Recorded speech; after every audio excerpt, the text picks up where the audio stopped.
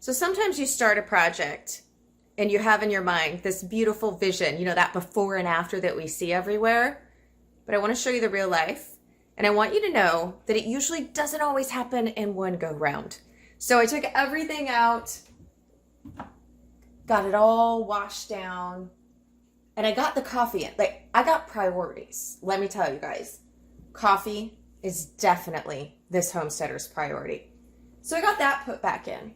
And I got kind of like a lot of the garbage, like just stuff that was old and needed to be tossed out and hadn't went through in way too long done in one go. But it's the next morning. I'm not done with my coffee, so there is no makeup and the hair has not been combed yet. Just letting you know how I roll. But I wanted to show you the real chaos of the kitchen. So if you tackle one of these projects and you don't get it done in one stretch, just so you know what to expect. So here's the state of the island. And these are actually the containers that you're going to be seeing filled and on the shelves in that gorgeous after state. But I got them at the thrift store, and so I had to get them all washed and then fully dried before I tried to put any of my dry goods or herbs in them. And then here's the actual countertop. And this is just a small amount of the OTC items that I'm keeping, but they're not going to remain here anymore. So I've got to find a home for them. They are in a container, hallelujah, but those still have to have a home. And then the rest of these items are going to be going into the cupboard. So one of the steps or reasons that I wanted to redo this area is, one, it was a total mess, but two, I wasn't using barely any of those store-bought over-the-counter medications. I just don't use those to treat myself or my family anymore. So one, it was taking up dead space, which is really silly. And two, when I do come down with something or someone in my family has something and I need to use the herbs, I realized I'm always walking over and I'm grabbing it. It's been stored in my food storage area. And so I'm actually wasting time. And I know you're thinking like, oh, well, you had to walk so far. Like, that's such time wasted. But over time, like, that adds up. And so my goal with my homestead, with my kitchen, with everything, is to have things arranged in the way that makes the most sense and streamlines and makes things the easiest that it can. So I do have room for all of those homesteading things that we need to do out in the garden and from scratch. And I would much rather be playing with sourdough bread dough than I would be spending time walking back and forth and grabbing things. So here's where my herbs were stored, and then you're gonna see what we're doing with them. Okay, you guys, we're on to day 3 now, but it's so worth it. Totally done. Are you ready for the finished reveal? I'm so excited. I kind of just keep wanting coming into my kitchen and opening the doors just to this cupboard and looking at it all the time.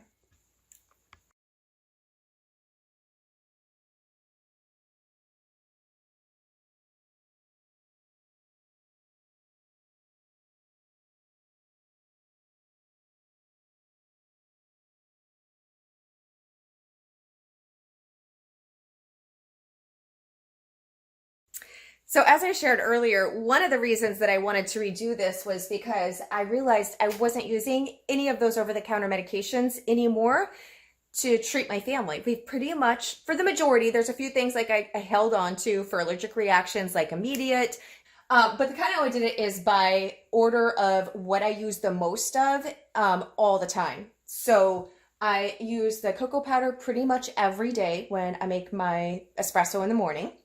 And then the coffee beans, I have inside of our espresso machine, there's like a little hopper right here where I put the beans and then grind it. But I am probably refilling this about once a week. So I went ahead and put those kind of front and center. And then my collagen powder, I use almost pretty much daily as well. So I will put that into my mocha and espresso. So the things that I'm using on a really consistent, like almost daily basis, I wanted down here in this area. And I knew when I set out to do this project that I wanted to use glass jars. Now I do have some mason jars, but I'm also using some Fido jars and some different glass containers to house everything. One is I try not to use very much plastic. Plastic breaks down. It's just not the greatest. Glass is a lot better for the things that we're storing, especially when I'm using my medicinal herbs and I'm storing them for medicine. Not that they wouldn't be okay in some type of plastic, but I really just prefer glass.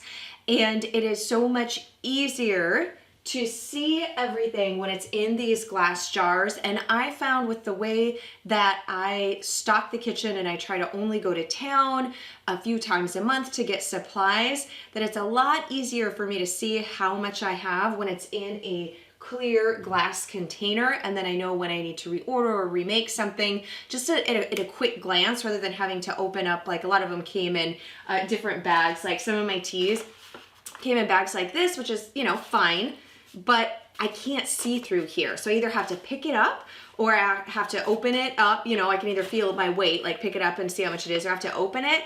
And I'm trying to make everything as efficient as possible in my kitchen and life in general, but definitely in the kitchen. And so I have found over the long run of having a fully stocked pantry and larder that it is easier for me to manage my stock and supplies when it is in glass containers. But, and most of us have mason jars, right? I use mason jars. I don't know if I could operate my kitchen without cast iron and mason jars. But one of the things that I like, especially for the herbs or things that I'm getting into all of the time, are these types of Fido jars.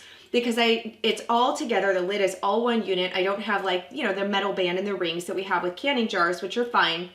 I just like these a lot.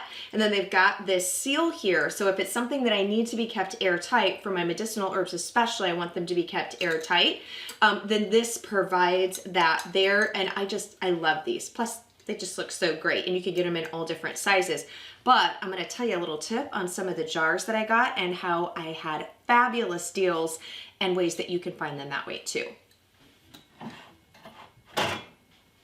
So for this style of jar, this is an actual Fido jar, and this is a different brand name. It says Arc, and it's from France, but they're the very similar style where they've got the wire lid, and then they've got that rubber gasket that helps keep them airtight. And you can get on Amazon, you can order the Fido jars. I'll pop a link in below. You can get them in a set of like 4 or 5 jars in different sizes, and they work fabulous. These also actually work really great for, I've done sourdough starter in these types of jars, and homemade yogurt is really nice, but they're also great storage jars. So you can get them at a pretty decent price through Amazon, but I'm gonna tell you the way that I got the majority of these jars that was a lot cheaper. And one of the other things I like about these that have this little wire bail is you can easily put the whole, see, this is a tablespoon, but you could do a teaspoon. I usually use a tablespoon of this. This is actually organic raw cacao powder that I use every day in my espresso. So I make myself a homemade mocha. And I know that for the size I'm drinking, I need a tablespoon of this. So I just keep this right on there. It keeps it all contained and easy peasy. It's just like an extra organization. I don't have to look for it. And I love it. So that's another benefit of doing this type of a jar. But these guys, you guys, I got such a steal, and you can too. So go to thrift stores.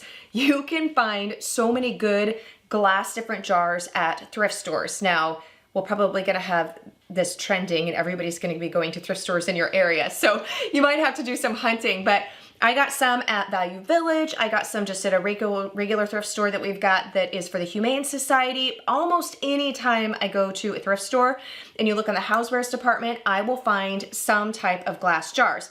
Now, there's a couple of things to know. You need to know the price that you're gonna pay new anytime you're going to look to buy used, because sometimes it's not a better deal. So you really wanna know your pricing. But I know what these go for regularly. And so I got these between $2 and $3 a piece.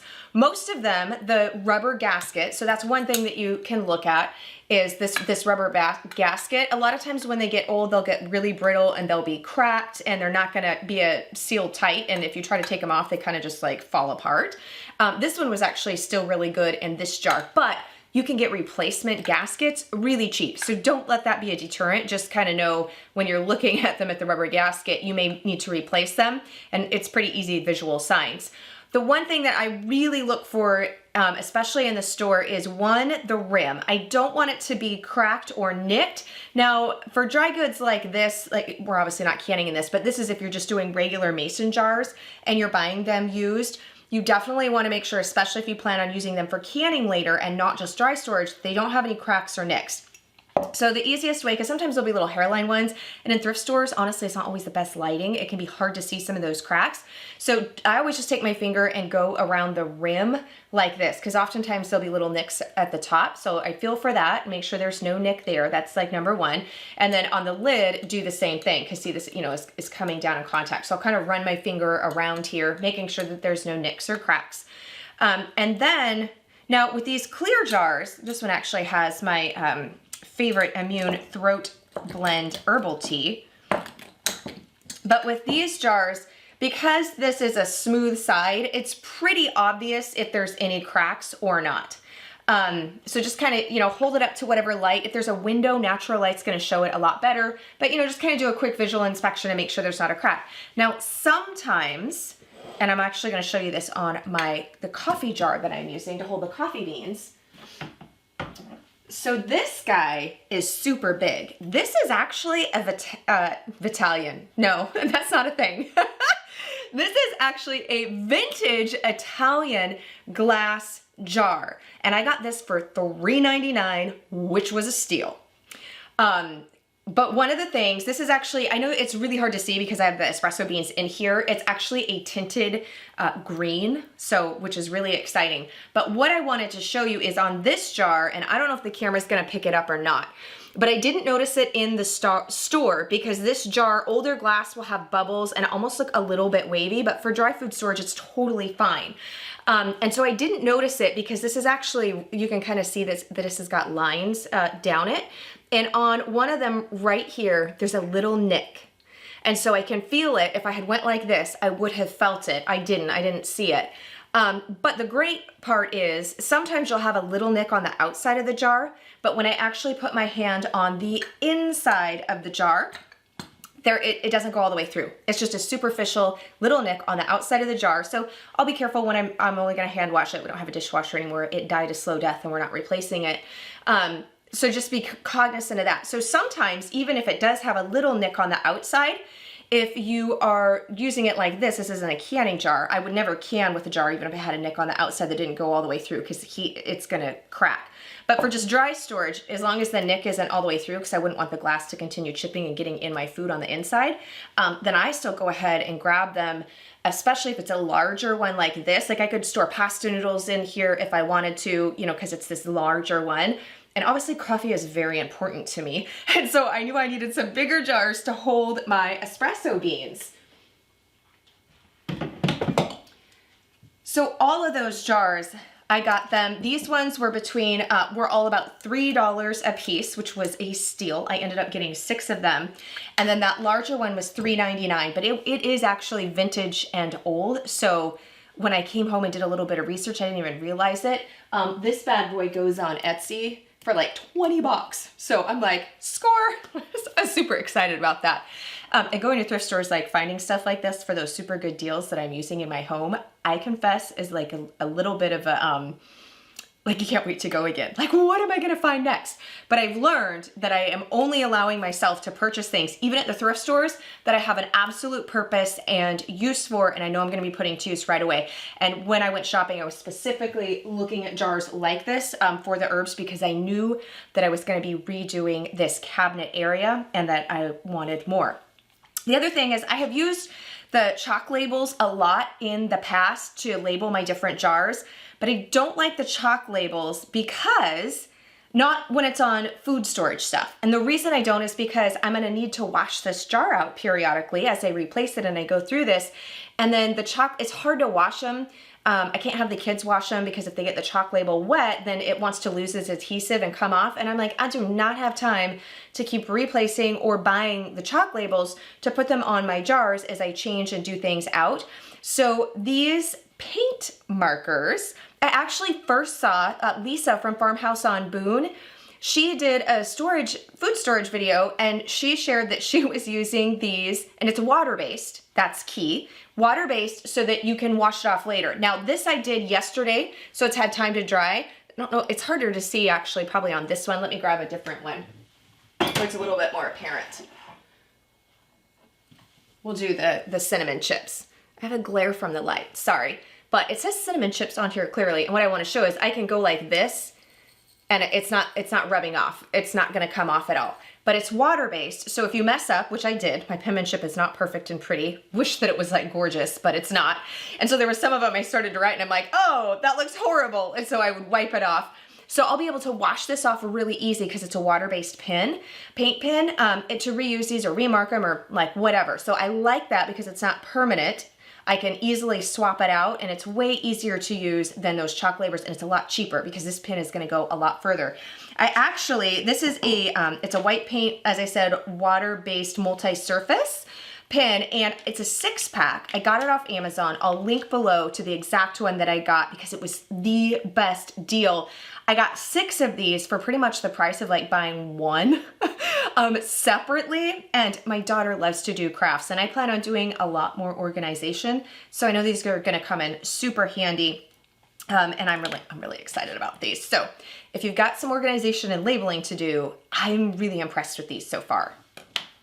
And I'm excited to say this. I don't know why. I kind of feel silly, but we are planning a big kitchen redo. When we moved into this house, it's a manufactured home, it's a double wide, and when we purchased it in 2006, I knew that the kitchen wasn't like ideal for how I wanted it, but it's one of those things that until we could pay cash to redo it how we wanted, you know, it was definitely doable, and it served us very, very well over the past 14 years. But we're gonna be doing some kitchen reno, and I'm super excited. So this was actually phase 1 because I needed to get things organized and moved out of other cupboards because we're gonna be ripping some of them out. I know, crazy, right?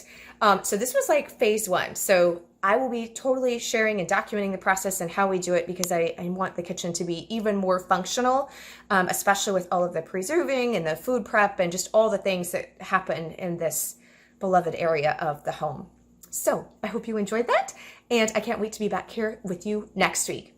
And if you've got any more questions on going to thrift stores and finding things used and that type of thing, vintage and antique and all of that, let me know in the comments below because it's one of my favorite things in the whole wide world, and I would love to chat with you more about it.